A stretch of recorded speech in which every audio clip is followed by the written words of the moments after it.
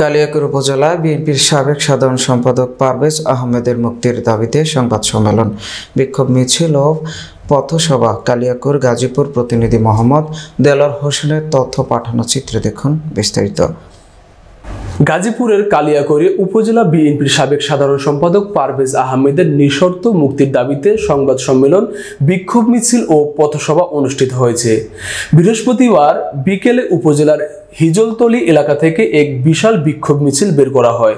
মিছিলটি ঢাকা-টাঙ্গাইল মহাসড়ক প্রদক্ষিণ করে কালিয়াকৈর মডেল মসজিদ প্রাঙ্গণে গিয়ে এক সংক্ষিপ্ত পথসভায় মিলিত হয়।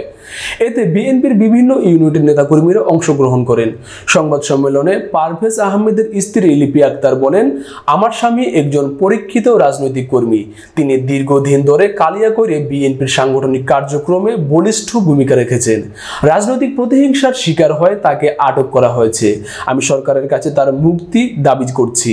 এ সময় আরো বক্তব্য রাখেন চাপাইর ইউনিয়ন বিএনপির সভাপতি ডিজি রব্বানী, মধ্যপাড়া ইউনিয়ন বিএনপির সভাপতি কাজী মোশাররফ হোসেন রবিন, ঢালজোড়া ইউনিয়ন বিএনপির সভাপতি আফসার উদ্দিন বাবুল, বোয়ালি ইউনিয়ন বিএনপির সভাপতি আলী আজম খান, সূত্রাপুর ইউনিয়ন বিএনপির সভাপতি রুহুল আমিন, আটাবহ ইউনিয়ন বিএনপির সাধারণ সম্পাদক আবদুল্লাহ আল মামুন, ফুলবাড়িয়া ইউনিয়ন বিএনপির সাধারণ সম্পাদক সেলিম রেজা, শ্রীফলতী ইউনিয়ন বিএনপির সাধারণ সম্পাদক শরীফ মাহমুদ, উপজেলা বিএনপির সাবেক যুগ্ম আহ্বায়ক নূর মোহাম্মদ সহ অন্যান্য নেতৃবৃন্দ।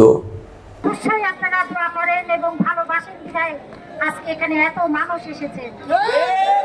সবাই আমি আপনাদের মাধ্যমে জনাব তারেক রহমান উনি যেন তারেক রহমান আমাদের পারভেজ আহমেদকে বহিষ্কার থেকে অব্যাহতি দেন এবং ওনাকে অতি তাড়াতাড়ি যত সম্ভব ওনাকে মুক্তি দেন এবং এই আওয়ামী লীগ পন্থী যে কমিটি হয়েছে তা আকুল আবেদন জানাচ্ছি তা যেন উনি বাতিল করেন।